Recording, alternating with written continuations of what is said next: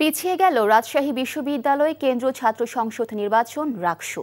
পূর্ব ঘোষিত সময় অনুযায়ী 15 সেপ্টেম্বর এ নির্বাচন হচ্ছে না। 31 আগস্ট পর্যন্ত বাড়ানো হয়েছে মনোনয়ন ফর্ম সংগ্রহের সময়। কর্তৃপক্ষের এমন সিদ্ধান্তে নির্বাচন নিয়ে সংশয়ে সাধারণ শিক্ষার্থী ও ছাত্র সংগঠনগুলো। রাজশাহী থেকে সাজুর রিপোর্ট, ক্যামেরা ছিলেন শরীফুজ্জামান রয়েল। এর আগে প্রধান নির্বাচন কমিশনার পদত্যাগ করায় আরও একবার পরিবর্তন করা হয়েছিল রাকসু নির্বাচনের শিডিউল। দ্বিতীয়বার শিডিউলে পরিবর্তন আনায় শেষ পর্যন্ত রাকসু নির্বাচন হয় কিনা তা নিয়ে প্রশ্ন তুলেছেন সাধারণ শিক্ষার্থী ও স্বতন্ত্র প্রার্থীরা।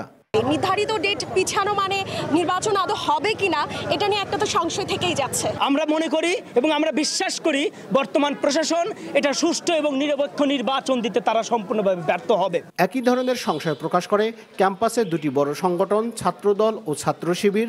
রাকসু নির্বাচনকে ঘিরে বিশ্ববিদ্যালয় প্রশাসন ও নির্বাচন কমিশনের ভূমিকা নিয়ে প্রশ্ন তুলেছেন। নির্বাচন কমিশন একপাক্ষিকভাবে শুধুমাত্র একটি দলকে সুবিধা দেওয়ার জন্য ডেট পিছাচ্ছে বা তাদের কোনো দূরভিসন্ধি আছে। প্রধান নির্বাচন কমিশনার যিনি এখানে নিয়োগপ্রাপ্ত হয়েছেন তিনি একজন বিতর্কিত ব্যক্তি। শিক্ষার্থী ও ছাত্র সংগঠনগুলোর আশঙ্কা ও অভিযোগ প্রত্যাখ্যান করে সকলের অংশগ্রহণে গ্রহণযোগ্য রাকসু নির্বাচন উপহার দেয়ার প্রত্যয় ব্যক্ত করেছেন প্রধান নির্বাচন কমিশনার। আমরা সকল ছাত্রদের যে দাবি সবগুলো অ্যাকোমোডেট করে সেগুলো আমরা এই সিদ্ধান্তগুলো নিয়েছি।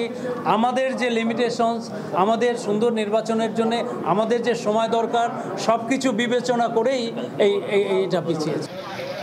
আর কোনো জটিলতায় এই নির্বাচন যেন আটকে না যায় সেই প্রত্যাশা সাধারণ শিক্ষার্থীদের। Saju, NTV news, Rajshahi. Bundle থাকলে প্রতি সেনমানিতে টাকা বাঁচবে। বিকাশ সেনমানি বান্ডেল কিনে জিতুন প্রতি লেনদেনে।